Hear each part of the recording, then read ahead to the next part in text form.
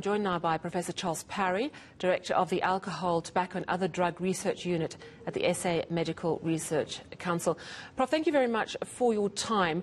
Am I correct that you're not directly involved in meeting with either the provincial or the national command councils on COVID? That's correct. But you do still give them input, right?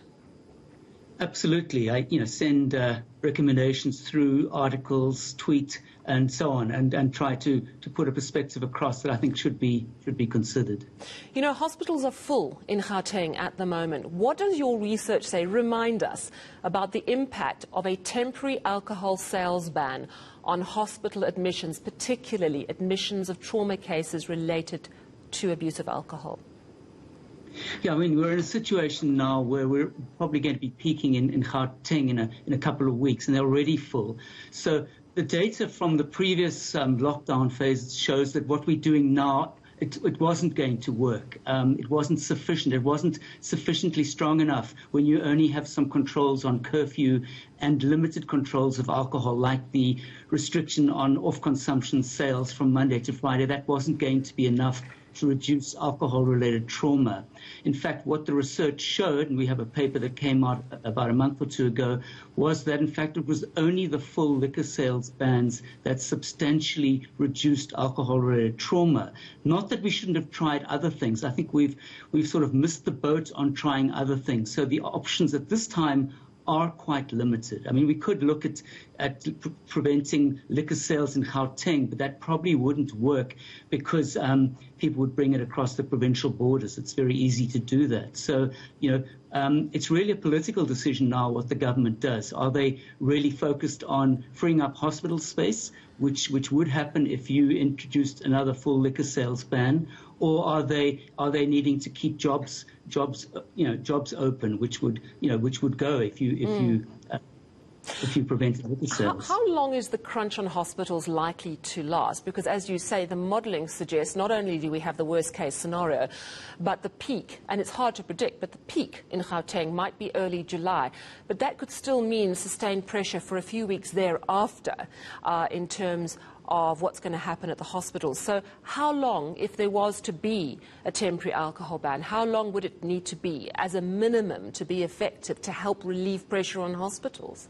Yeah, if that was your goal and you were willing to bite the bullet on the other negative side of that, probably a month would be sort of what would be required.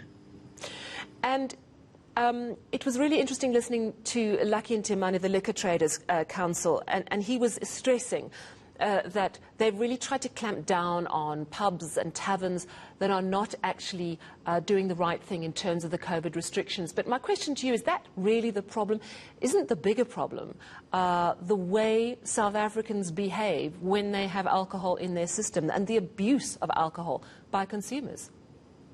Well, it's two sides to it. Obviously, it's consumer behavior, and it's not just in the regulated outlets. I mean, a lot of the problems come from the unregulated outlets. We continue to allow the sale of alcohol through unlicensed shebeens, which are not regulated or policed in the same way. So, yes, certainly there's individual behavior, but part of the problem is upstream drivers. It's the lack of government action. We have legislation. We've talked about this before, which hasn't been updated. We have unfettered marketing. We as I said, we allow the sale of alcohol through unregulated outlets. We don't do enough to deal with illicit alcohol, and we have the liquor industry is pushing to continue to allow the sale of alcohol, and they sort of benefit from heavy alcohol consumption. So we really have a severe problem which needs a much more complicated solution. Banning alcohol sales is not going to solve the problem in the long term. It might free up hospital space now, but we really do need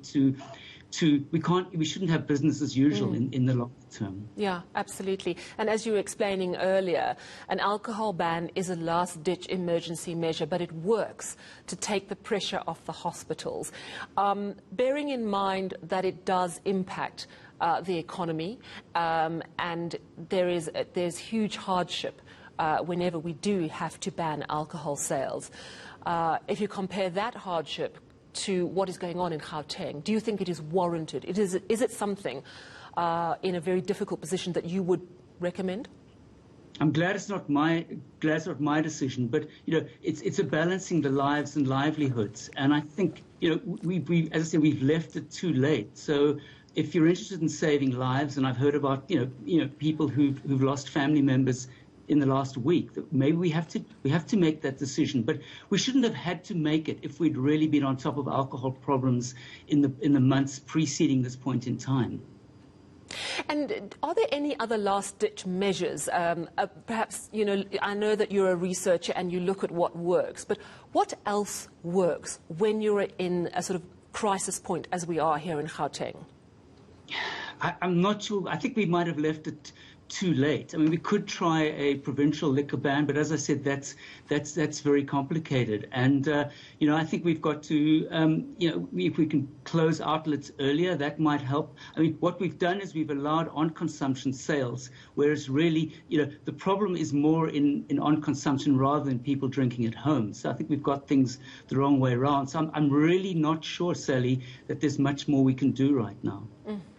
Well, thank you for chatting to us this evening. We do appreciate it. Professor Charles Parry, Director of the Alcohol, Tobacco and Other Drug Research Unit at the SA Medical Research Council. Those outright bans, they do work when we are in a crisis with our hospitals.